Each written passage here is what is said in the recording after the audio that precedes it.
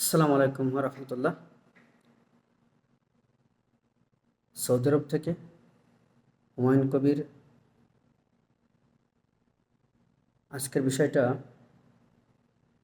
খুব মর্মান্তিক। গত পরশুদিন আমাকে আনুমানিক 10টার সময় ফোন দিল, দিয়ে বলল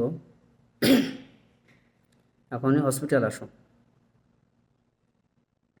আসছি। আসার পরে দেখি একজন মৃত ব্যক্তি মারা গেছে।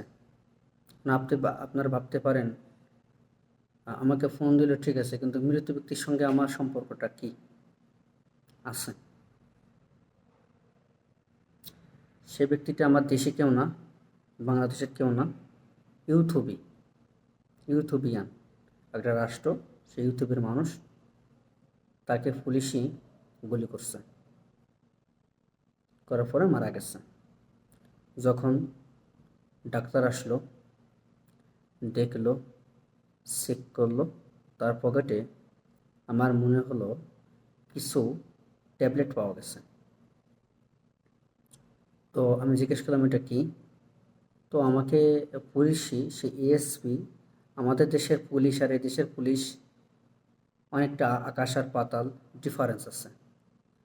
আমি বললাম ভাই এটা কি? পুলিশকে আমি জিজ্ঞেস করলাম এটা কি ভাই।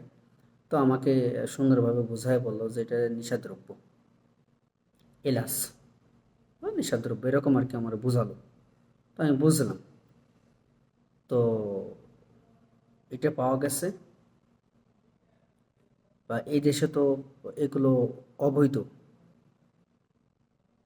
যেহেতু নিশাদ্রব্য জিনিস। বাংলাদেশে বলা হয় ইয়াবা, বা ইয়াবার থেকেও উন্নত মানের এটা।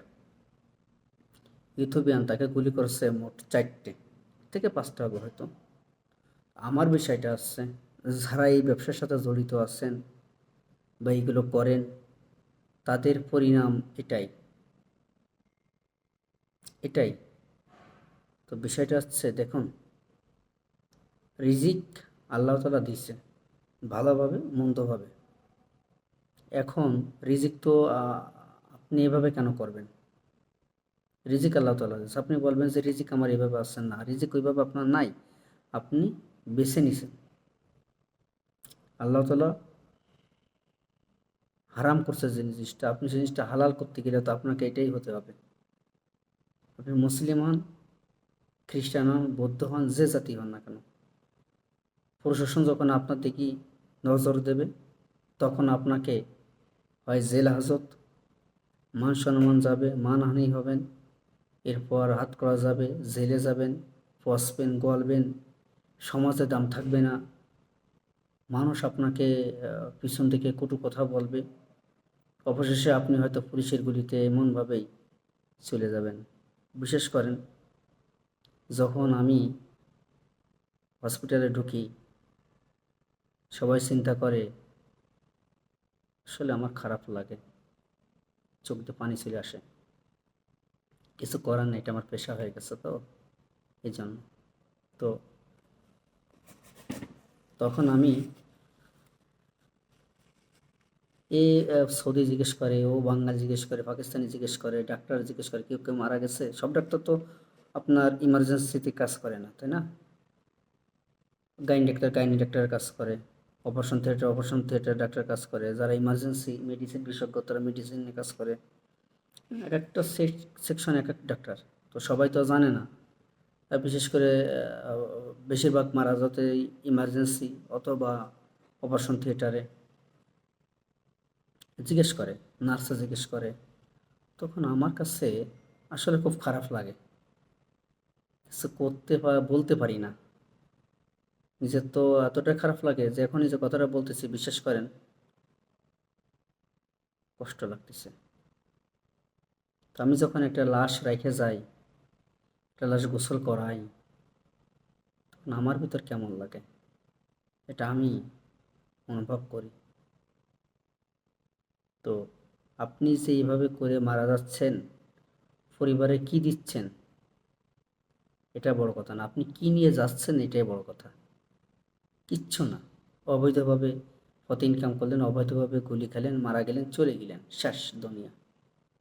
এই জন্য না, ভালো কিছু করেন, নামাজ কালাম করেন, আপনি যে ধর্মের হন না কেন সেই ধর্মের প্রতি অনুগত হন, দেখবেন জীবনটা সুন্দর।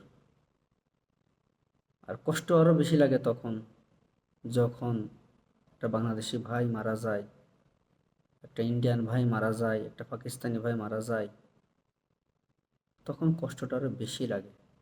কারণ এই তিনটে রাষ্ট্র তো আমার কাছাকাছি, আমরা কাছাকাছি।